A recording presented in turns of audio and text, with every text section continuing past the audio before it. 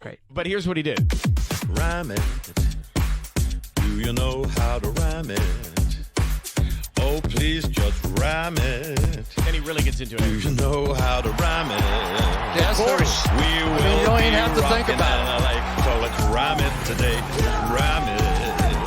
We are gonna rhyme it. Just Yeah, rhyme that's it. where he just rammed it. I like that. Everybody, Amazing. I'm not going to remember any of it. That's good. That's the way to go. All over the Rams today and ram it. I mean, now he's like on his feet.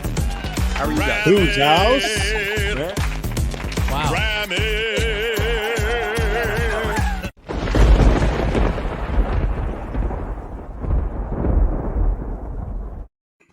Welcome back to another episode of Rams Brothers, the pod. I'm your host, Dean, and I'm joined by the other host of this show, Nick. And Nick, that intro was electric. I got chills. How are you? Yeah, it's pretty cool. If you're not watching on YouTube and you're just listening, I would go check out the YouTube video because we did a full.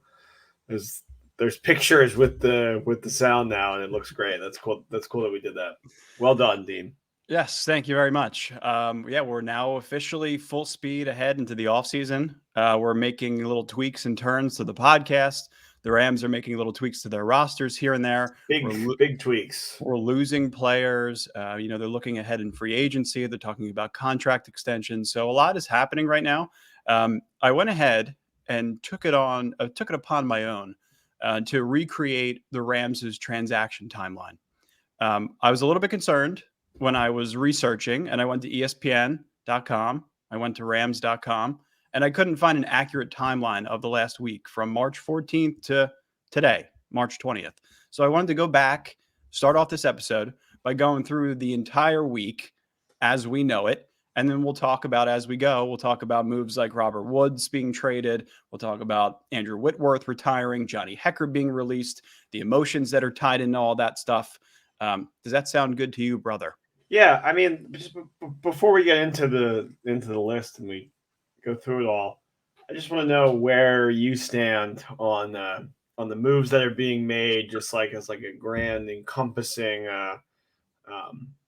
thought, because we haven't really talked about it, you and I. I mean, the text with me, you, and our dad is just like lost Robert Woods, lost Johnny Hekker. Like it's just, they're just getting like pulled from us. So it's crazy. I think it's a great question. The thought that, and it's anything less than business as usual.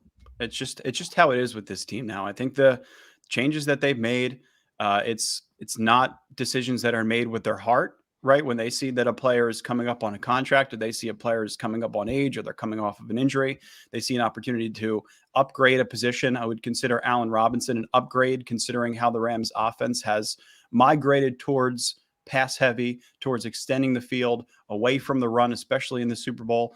So I think these moves, right, while your heart's so involved and invested in these players, you have to have faith and confidence in the fact that the front office is just going to be able to find the next move, the next player, to be able to, get us over the hump. And every single move that they've made over the last 3-4 seasons have eventually gotten us into the position where we won a Super Bowl. So I have full confidence and trust in the fact that, they're seeing Robert Woods' statistics. They see the digression. They saw statistics after 9 games.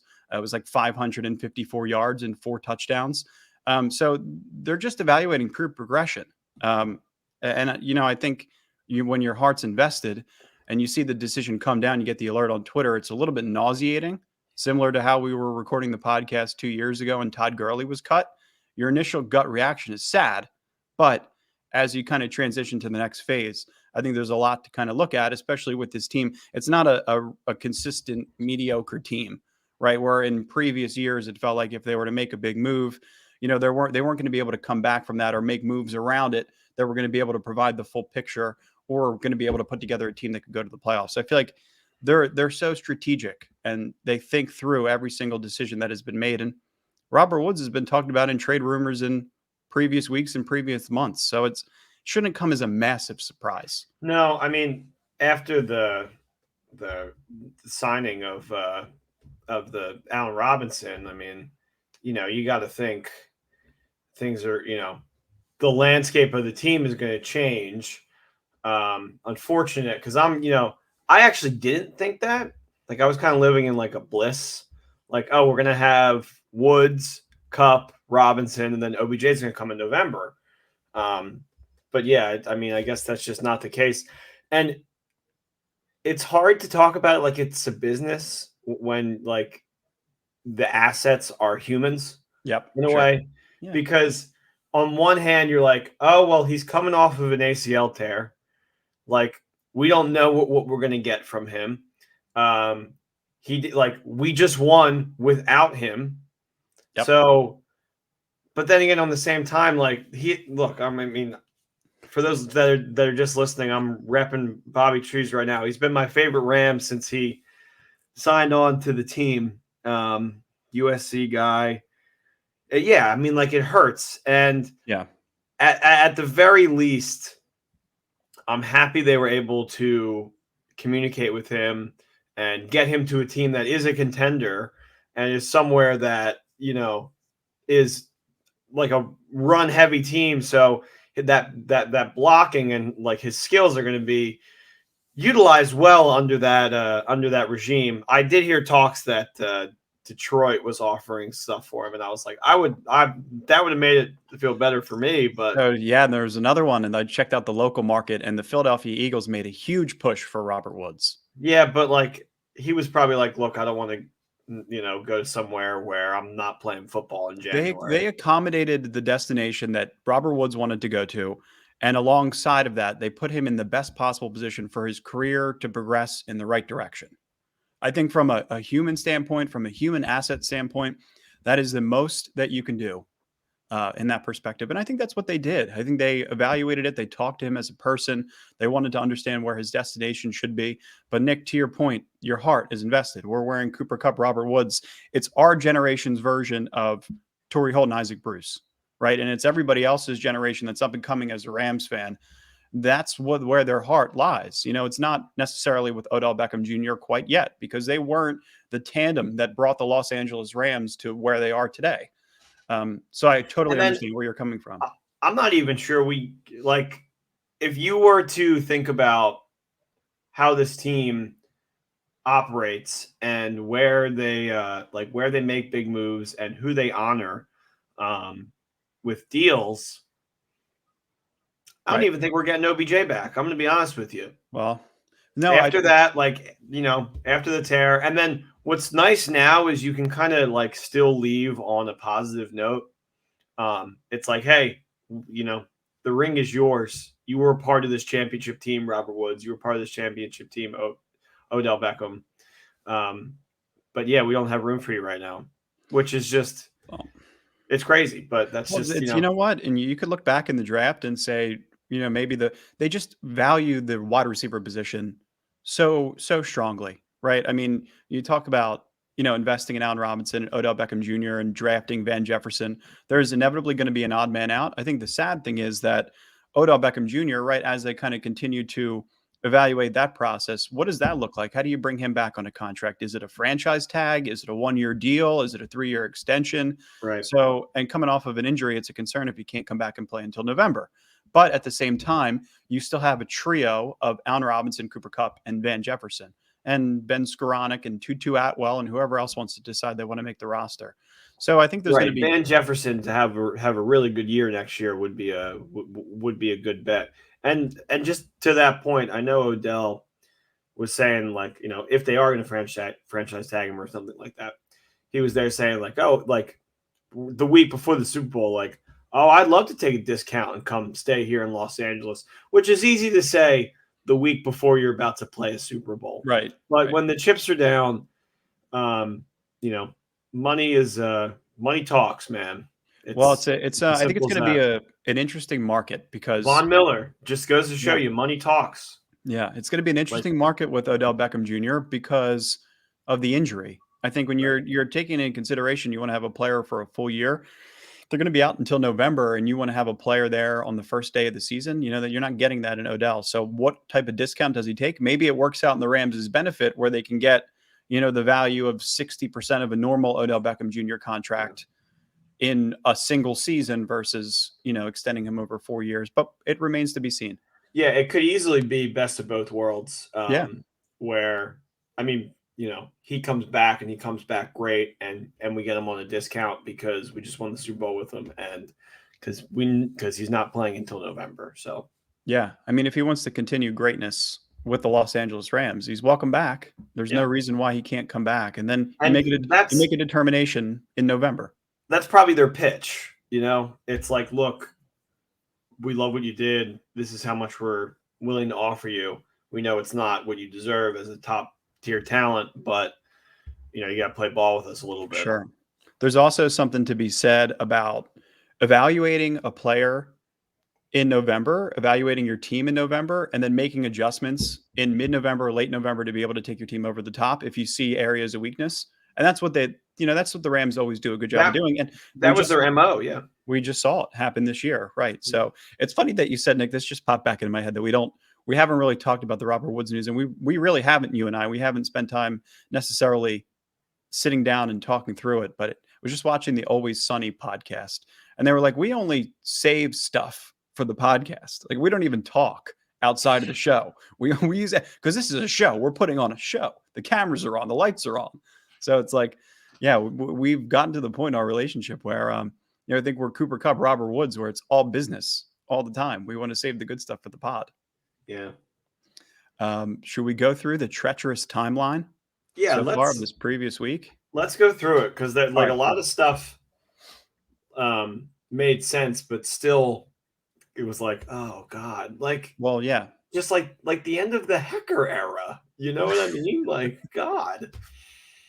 Listen, this is I think when you talk about Twitter general managers, everybody feels like they could do the job, but I think when it's time to have a sit-down conversation with Johnny Hekker, imagine, and he probably felt like the time was coming, but Sean McVay and Les Snead and Tony Pastors and Kevin Demoff and Stan Kroenke, I don't know if that was the full room, but introducing Johnny Hekker and just saying thank you, I could imagine the emotions that were tied to that. So it's not an easy job.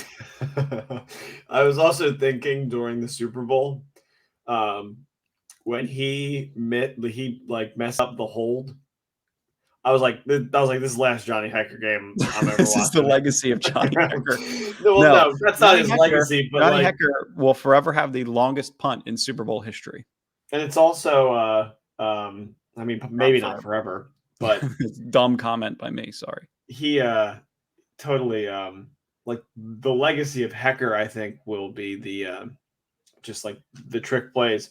But the the mess up of the holding in the Super Bowl just reminded me of it was week 17 against the Cardinals in 2019. Oh, I know. And Sean McVay almost had an aneurysm. Yeah, Fossil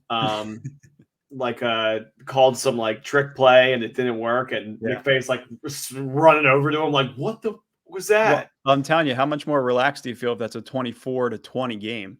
And the Bengals need to score a touchdown versus kicking a field goal, tying it, and going into overtime. Well, I mean, I'll play a little devil's advocate for you. Okay.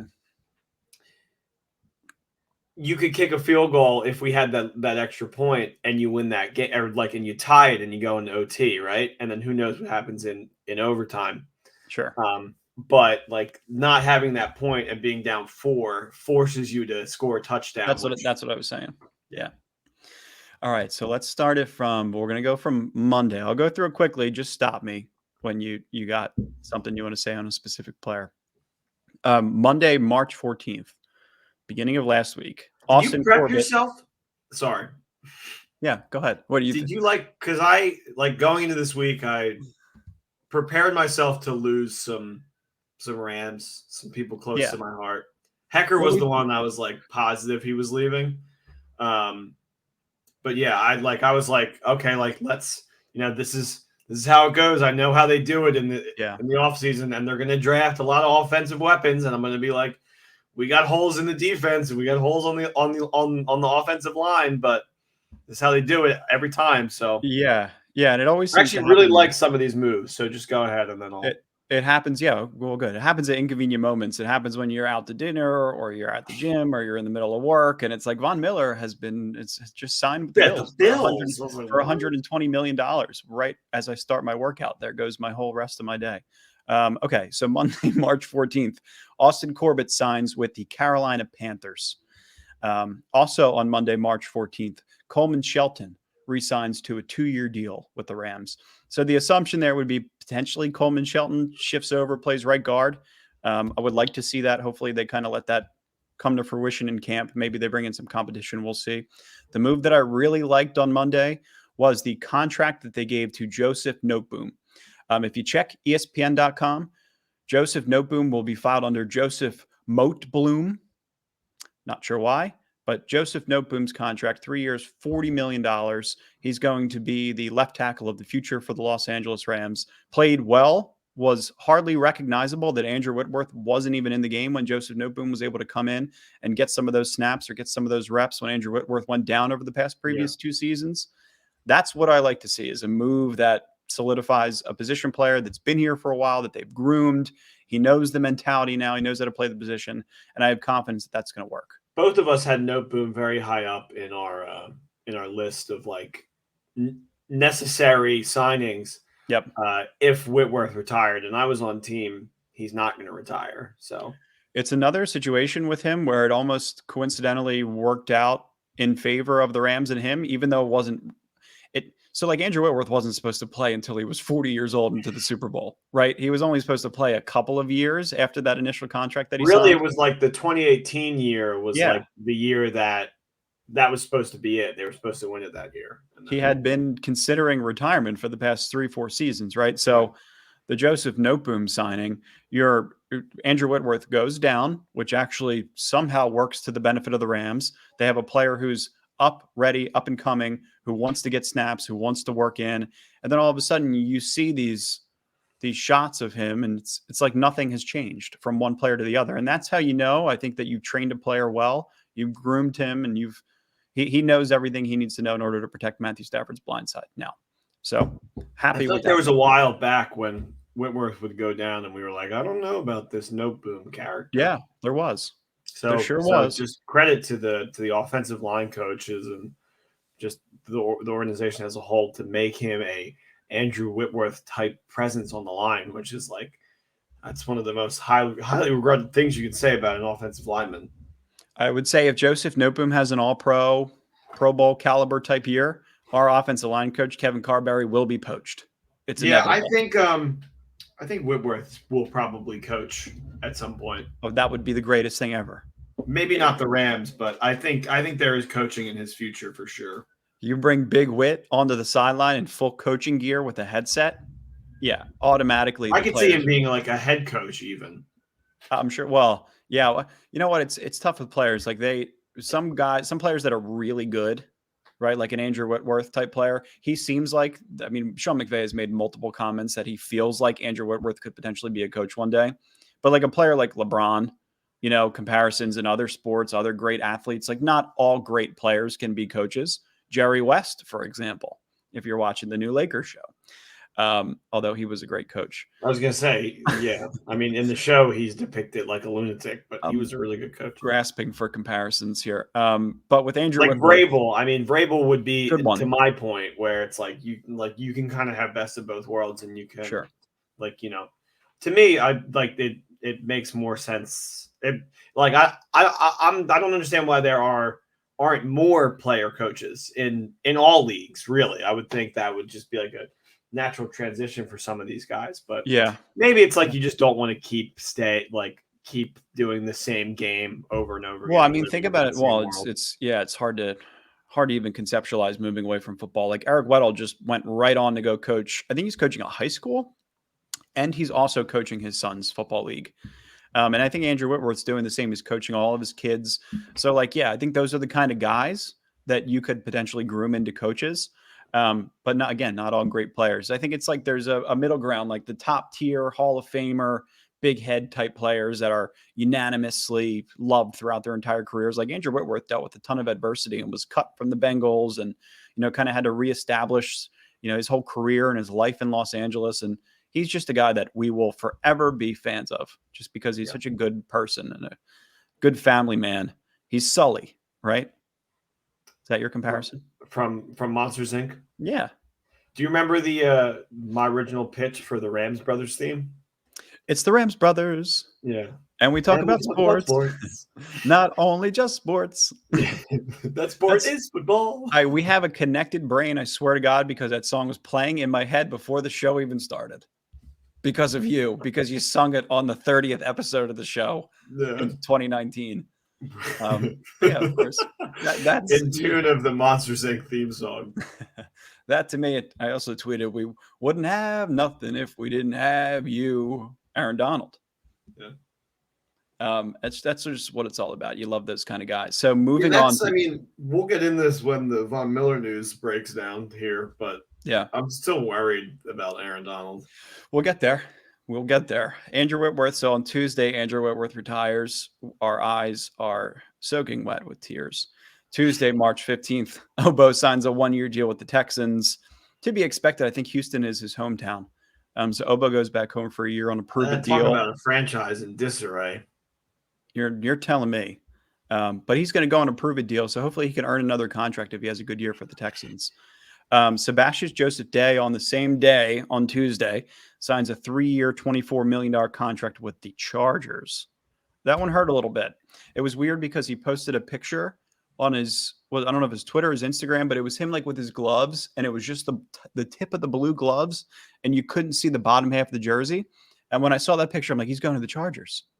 Oh, he's going to the Chargers. And I was like, I mean, no. that must be a smooth transition for these players. Like, you basically don't have to change anything about your process of getting to work and like any of that stuff, which is important. It's true. And also, the carryover effect from Brandon Staley, right? I mean, Right. It was his defensive coach. He probably loved him. And there's a lot of things to be desired about the Chargers right now.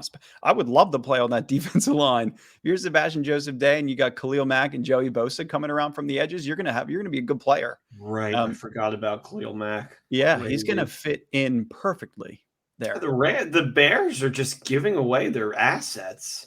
Oh yeah, they blew it up. Yeah, they totally blew it up. That's just shocking. I guess when you get a new coach, I don't know if they have a new GM, but I don't know. Yeah, I'm not sure. I don't know if I actually don't think they have a new GM. I think they stayed with their old GM. Yeah, I don't know what the GM for the Bears' name is. You get a young quarterback, you want to get the most out of him on his deal. You know what I mean? Like, it's weird that they're blowing everything up right now. But yeah. Okay, so the next day. So that's the end of Tuesday. So already a ton of emotion just in Monday and Tuesday and hasn't even started yet. And like all the other stuff on the league is going on right now. Like Wentz is a commander and you're like, what is going on? Oh, I know. It's just never ending craziness. That's why the league is so fun.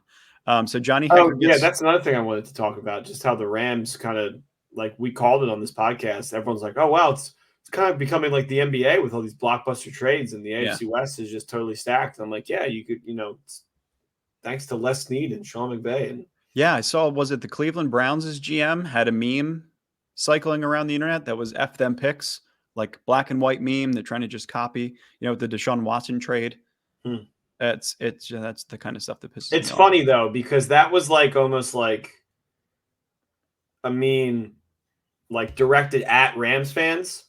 It was like us kind of being like the butt of the joke, where it was like our GM doesn't care about these picks, and now people are using it like it's like, oh, look at this badass. Yeah, right. Badass guy doing this. And it's like, yeah, I mean, it worked for us. We went all in. There's no telling if it's going to work for the Browns, who have had no quarterback success. I mean, that's a whole different subject. I don't even want to touch that one. I know. Well, that's going to be a whole mess. I'll touch on it in a little bit. I have another little segment that will touch on Deshaun Watson. So fast forwarding to Wednesday. I was just like, I don't even want to touch on that one. You're like, oh, but we will. But it's only his contract. It's not him. It's not him. It's not his life. It's not all the civil suits. It's none of that shit. So Johnny Hekker is released on Wednesday, March 16th. And then Johnny Munt signs a 2-year deal worth $2.4 million to the Vikings. It's could have given a little more cash than that. Jeez. Yeah, I guess it's a Kevin O'Connell guy. Wes Phillips, too, tight end coach for the Rams. Right. Makes total sense. Yeah, if you really think about it. Yeah, if you really think about it, these moves make sense. Darious Williams goes home to Jacksonville, signs a 3-year, $30 million contract, $18 million guaranteed with the Jaguars. The Rams I think they franchise tendered him or gave him a first round tender, which was worth up to like 4 or 5 million last year. So go get the bag, D. Will. You got to do what you got to do. Good for these guys. Like deep round picks that the Rams are now they're like, it just. I think it just brings more people to want to come to LA, especially if you're kind of like, if it's almost like a loner, Well, the Obo contract, the SJD contract, the Munt contract, the Darious Williams contract, those are all good examples of why you should want to come play in Los Angeles, because you could get yourself not only a championship, but you can get yourself to the next contract too. Right, exactly. Yeah. And like during the year next year, like if there are these people that like want to get out of their team, like, that the Rams are going to be a destination. I mean, Absolutely. after you win a Super Bowl, you're always a desired destination. Sure. The Cowboys just recently stopped being a destination. Yeah, exactly. Like people are like, no, I kind of want to go to Los Angeles now. Like I want to go to the AFC West for some reason. Yeah. Everybody's going there. But yeah. And now all 4 of those teams are plus 400 to win the division. Wait, no, they're all plus 400 to make the playoffs. Sorry. Like all of them together, plus 400. Oh, like you can take a parlay that's like every team in the AFC West. Yeah. We'll see. Then, I like Denver winning the division. Yeah, I do too. Well, with Russ, yeah, of course. That'll be a whole nother. It'll be fun to see Russ in Denver. And then the big bomb that dropped on Wednesday night was Von Miller. So Von Miller signed a 6-year, $120 million contract with the Bills. I'm not sure how much of it was guaranteed, but just an egregious contract for an edge rusher. Yeah, definitely egregious. But my take is like they signed him to play games in February and January. Like that's it. It's like our team is really good. We have money to give to like a game-changing player. They just saw him do it in Los Angeles. Like, if you have him going after Mahomes in the AFC Championship, like it's just a completely different thing. Because their team already right now is designed to get there. I mean, coin flips the other way in overtime, and they could be we could have played the Bills in the Super Bowl. So yeah, and I would have also enjoyed that matchup because we would have beat them too. But again, I don't think anybody was beating the Rams in Los Angeles. I don't think so either. But Von Miller, just the amount of years based on the age, the numbers. I think when the deal shakes out, I think it was technically like a 3-year deal with $60 million guaranteed or something like that, which was not even the amount of money that the Rams could have paid him over 3 years.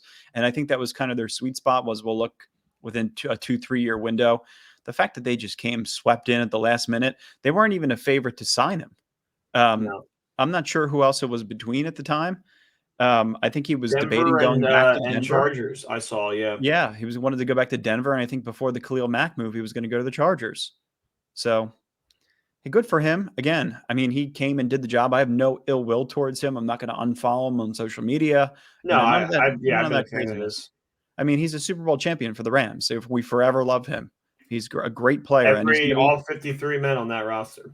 Yeah, and he's going to be fun to watch in Buffalo. I think that's the good thing about a lot of these moves. If you look at the positive side of it, is players that are moving.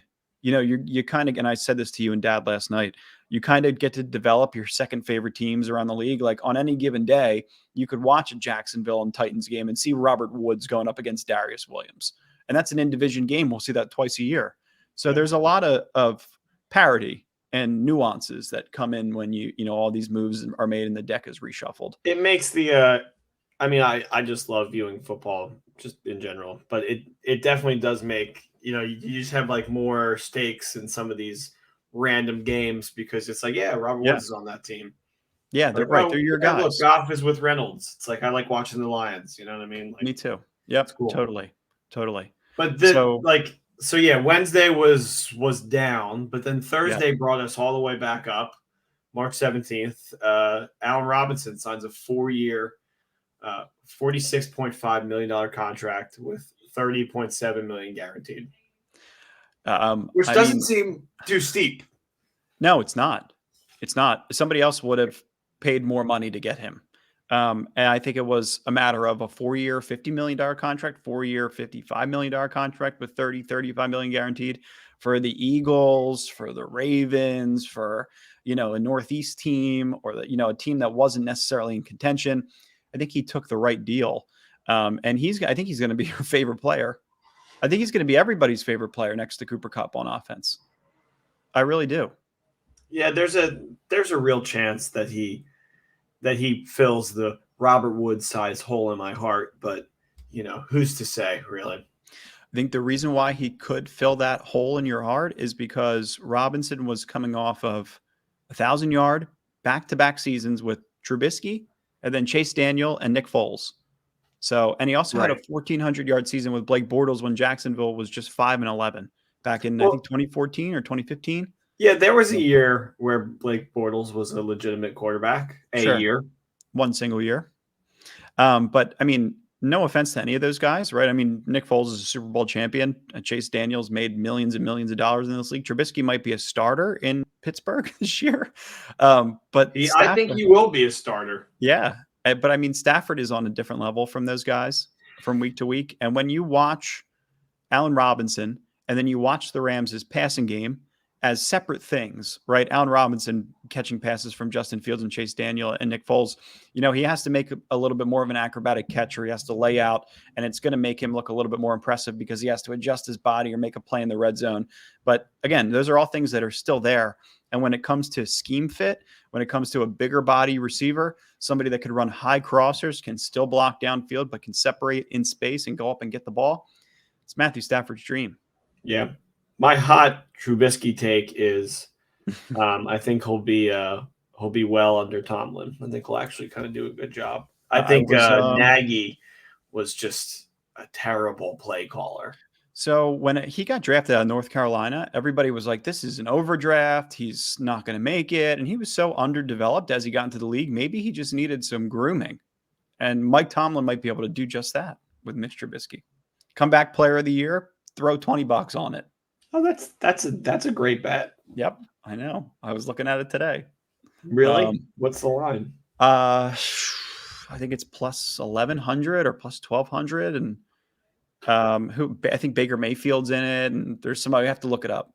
Oh, right. I was like, what is he coming back from? He was just bad last year. But anybody that comes back from injury, yeah, he got injured. Yeah, Robert Woods may be up for it. Yeah, Garoppolo and Baker are left on the table. No, I don't care about either of those two. Garoppolo, does he go to Indianapolis? Or does he stay put?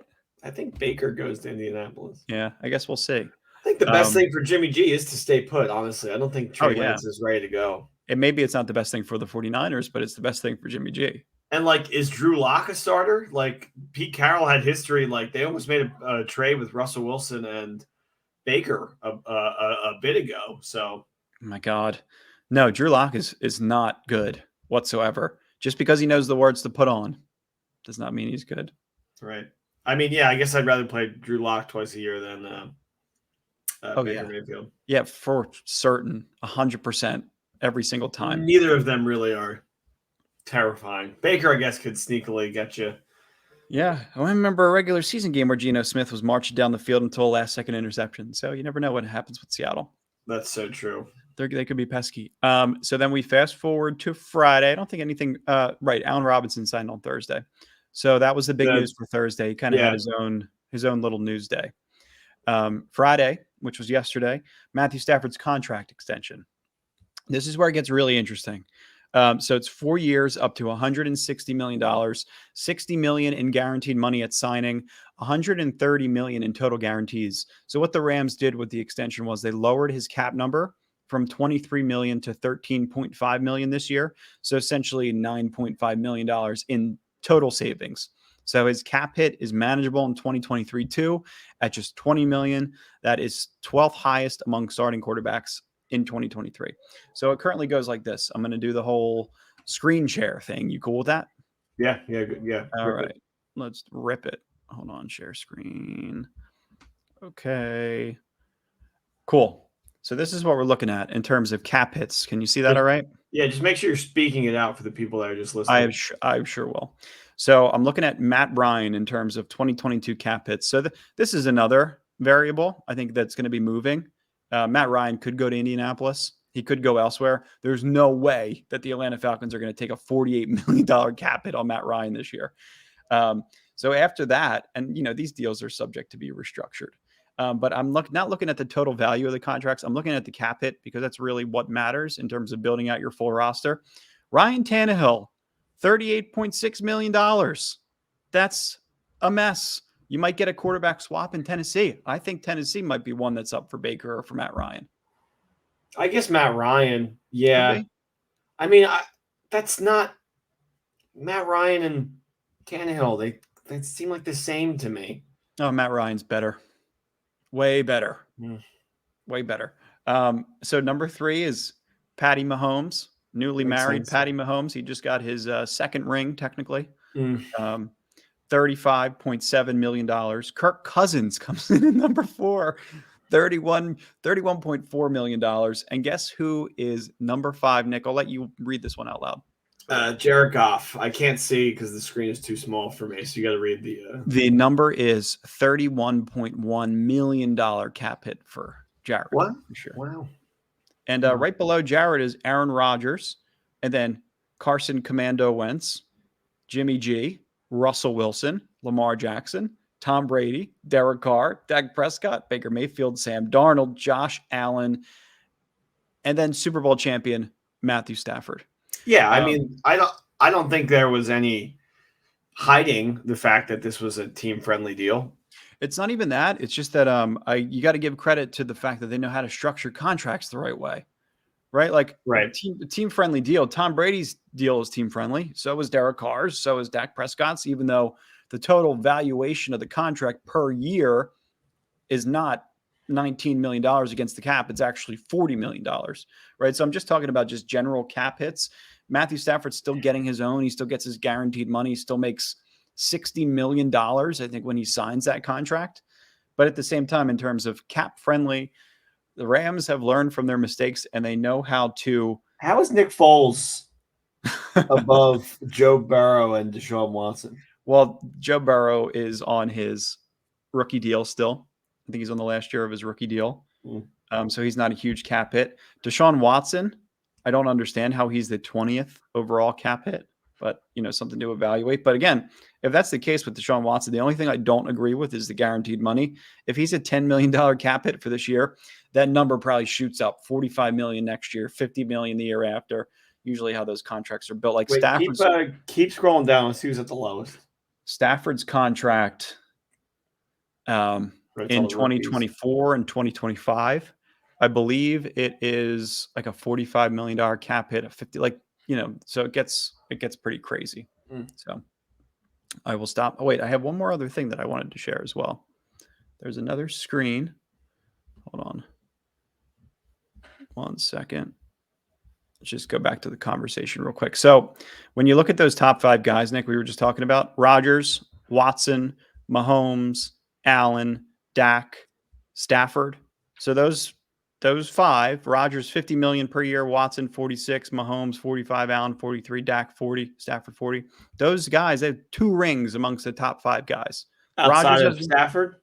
Yeah, Rodgers has 1 and Mahomes has 1. Right. That's it. Yeah. So you're paying all this money to guys that you have to think that. I mean, I don't know. Maybe just the Bills are just and the Browns are just such horrible franchises that the football gods will never allow them Super Bowl glory. But just looking at those names, you have to think that one of those guys is going to get there one day. But it's crazy because you look at Aaron Rodgers and he was there once, right? So it's like nothing is guaranteed. Everything about it makes the Super Bowl feel more special. Yeah. Whenever you break any of this stuff down, it's just like, wow, they really just won a fucking Super Bowl. Sorry, pardon my French, but it's just crazy. Yeah, it is. And it's still, you're still feeling it. I think after I hear the theme song, I get to see all the clips run by. You get the same level of chills you get when you watch the mic'd up clips or you watch the Super Bowl back. But so after Friday, after Matthew Stafford signed his contract extension, we also got news that kick returner, punt returner Brandon Powell is signing a 1-year deal. And then right after that, we heard that Robert Woods is being traded for a 2023 6th-round pick.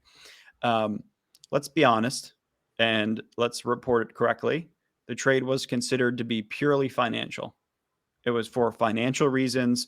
It was a cash flow issue for the Rams. They wanted to be able to pay multiple free agents. They wanted to be able to pay Aaron Donald, give him a contract extension. They wanted to be able to pay Matthew Stafford and give him the numbers that he needed to get.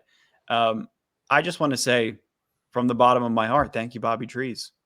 He's been one of my favorite players that I've ever watched in the history of the Los Angeles Rams and the St. Louis Rams. I think his physicality, his versatility as a ball carrier, his willingness to win on every single play wasn't something you normally saw out of a receiver after Isaac Bruce and Torrey Holt moved away from the Rams. And I don't remember ever seeing anybody quite like Robert Woods the way that he played the game. And it's not only a perfect fit to the Rams' culture from the very jump, but I think, as we talked about before, it's going to be able to extend his career, progress in the right direction. And I just wish him the best for him and his family and his new kids as well. He's a good man. And he's a Super Bowl champion. I'm still a little flabbergasted that I'm never going to get to see him in horns again. It definitely hurts. He was always emblematic of the Los Angeles Rams and what he brought to the table. Just him partnered with Kupp and who was the guy that we had in 2017? Watkins, yeah, Sammy Watkins. Yeah, that trio was just. I remember watching that and just like looking at you and Dad and just being like, I think we have the best wide receiver team in the whole, wide receivers in the whole league. Yeah. And just having that argument with everybody and nobody giving him Robert the respect that he deserved. Never got it. No, it's so like. I remember a video from the 2018 Super Bowl when Goff and Gurley were like, yeah, we get all the linemen like a gift. They were like, we have to include Robert too because he's just like the best blocker. Yeah, it's tough, man. I'll tell you what may bring you back up. This is just an assumption. It's not anything that's definite. But I know that the way that the schedule makers should be focused on the opening game for the Rams, right? You would assume that they're in prime time in their own slot. I'm almost positive every year the Super Bowl winner has the opening game, Thursday Night Football, right? That's what I'm saying. So Robert Woods, if he wants to be, Los Angeles is his home. USC is his home. He can come back to SoFi Stadium and accept the ring. So you may be able to see Robert Woods wearing Rams colors or wearing, his Rams jersey one last time if you go to the opening game. Yeah, I mean, we're going to go to that. I hope they have a banner of some kind. Oh, yeah, they will. It's going to be the first banner in the history of the stadium. I would kill to see that. It's going to be so cool. Also, just speaking out loud, it could very easily be Thursday Night Football, Bills, Rams to start the season. And then Bob Miller's there too. Bring it on. Bring it on. But yeah, just to see these guys that were just so important to what the Rams were for so long, Gurley, Goff, Woods, Hekker, just none of them in horns anymore. It's just something that you have to take in as a fan, and you have to know, you have to trust the McVay and the Snead and let them do their job because they do it pretty damn well. But they're always once a Ram, always a Ram. Yeah, always be a place. I'm not going to stop rocking this jersey, even though he changed his number. This was the Bone Woods jersey was my favorite by far, and it's a shame that we won't see him in yellow next year because the next jersey is going to be yellow. That's true. Hey, we told you about that last year. Yeah. And if it's not, just discredit my name. We got on the map by leaking the jerseys, remember? Yeah, I had a golden ticket. Had a golden ticket. I was terrified. I thought my my Rams legitimacy was going to be removed if it wasn't true. And then this little Jared Goff. Right. I forgot about that. Remember the Jared Goff picture of the jersey just trickled into my inbox from an unnamed source that will never be named. And that's how it began. No, but yeah, yellow jerseys are to be expected. And yeah, maybe you go back and you get a Bobby Trees color rush, just for old time's sake. You get it for a discount just to have it, to keep it in the closet. That's one that I don't have a color rush jersey, and I love Bobby Trees in the color rush.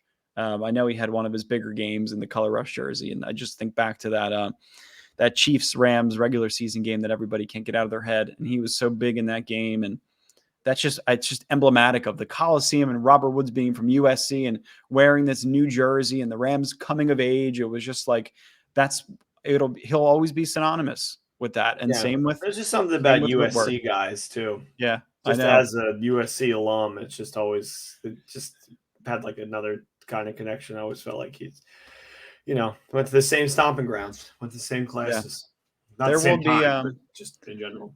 There will be other players that come through. I don't know there will ever be players that are as good people and players that will commit themselves to just getting better into the organization that Robert Woods does. So he's the epitome of what you should be as an unrestricted free agent looking for a new job.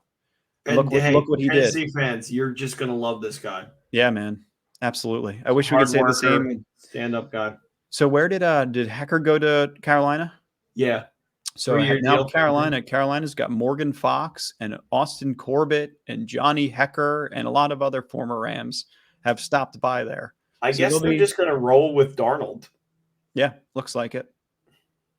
I really wanted Deshaun to go to that decision or that division, so Tom Brady just didn't have the easiest road to a freaking. See, you know what though? The Rams probably accommodated Hecker's trade request too. No, I'm just kidding. He was released, but he went to Carolina, a team that he knew was going to have to punt a lot. But yeah, no, I got it. I'm just a little tired. That's all. You've had enough of me. All right, let's wrap it up. That's what we got for right now. We'll probably jump on at some point next week if we get news on Odell.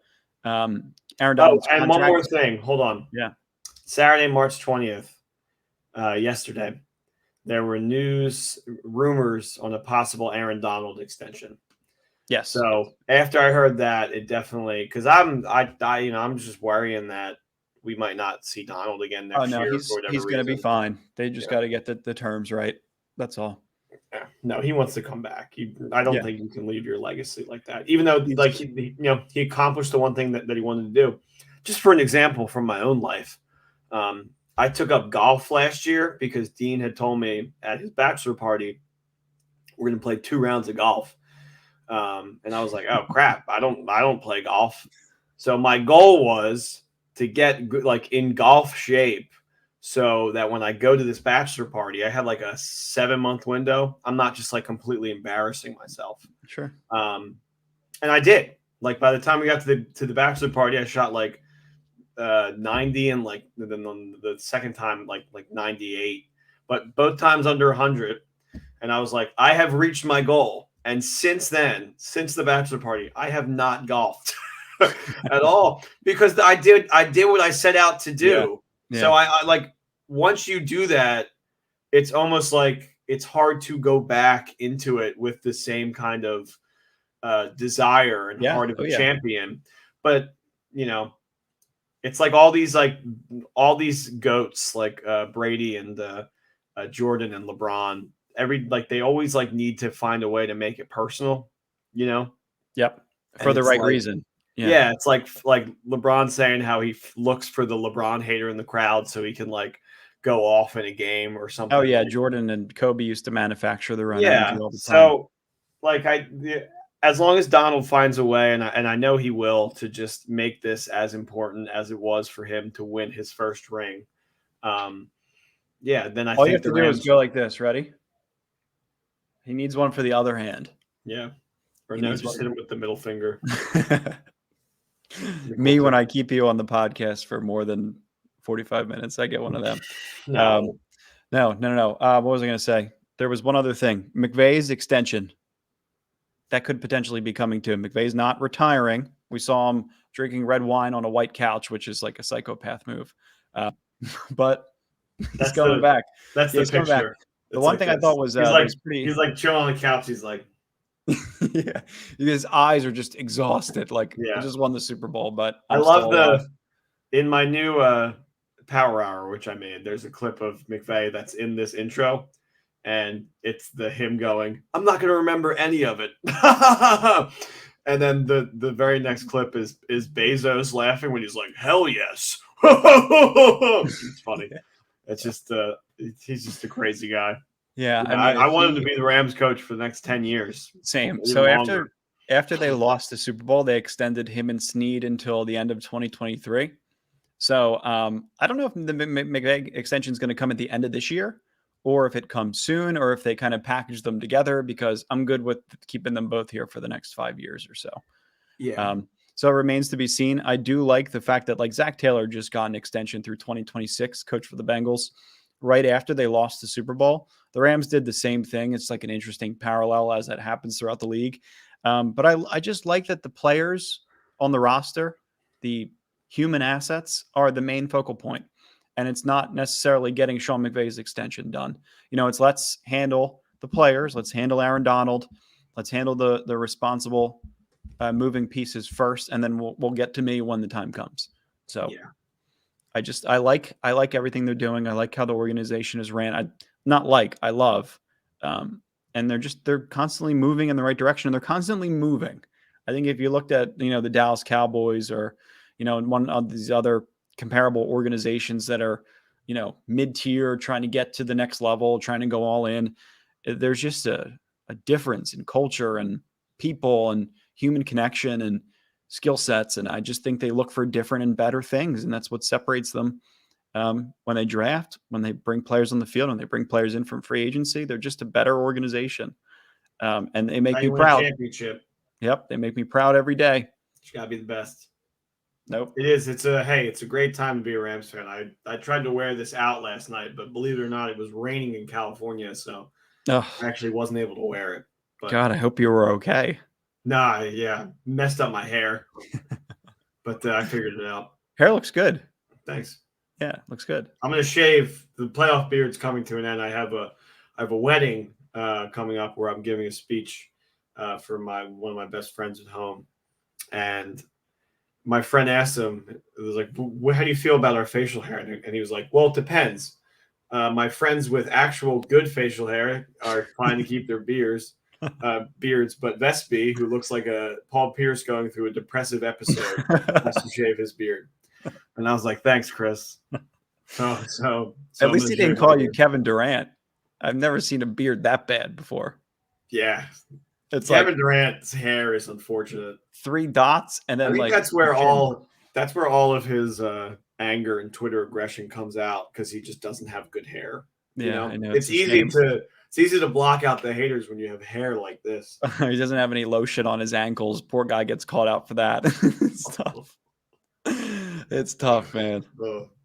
All right. Well, we will be back probably next week. We'll keep you guys in the loop on everything. Oh yeah. And an idea I floated around, just put it on the radar, potential victory lap bar crawl with the LA Football Network. If that's something people are interested in, and let us know. Yeah, we might organize something like that. Could be fun. Yeah, let's do it. Give Dean another excuse to come out to LA. If we could do that in September too, that would be good. I mean, I think that would probably be the best time to do it, like right before the season. I was thinking that maybe like the weekend before the season starts. Yeah. That could be fun. And then I'll just stay the whole week. Yeah, there you go. Yeah. I'm already thinking. Yeah. Bing. All right. Peace. Thanks for listening. Peace out. Horns up, guys. You're all champions. Peace.